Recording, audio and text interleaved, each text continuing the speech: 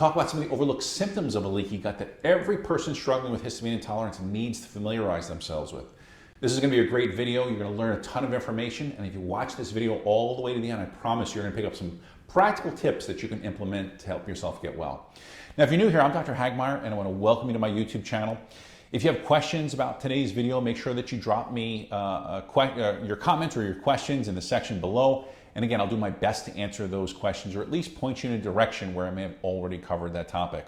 Now, as a reminder, at the end of this video, make sure to check out the description box because that's an area where I typically will put more information for those of you who want more in-depth content regarding that video. And a lot of people miss that area.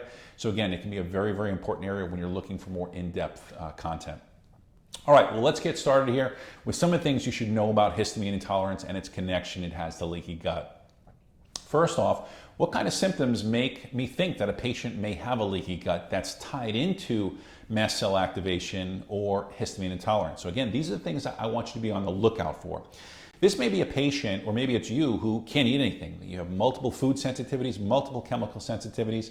Might be a patient with severe fatigue, or might be a woman who has severe headaches and migraines that get worse around ovulation when those estrogen levels are peaking.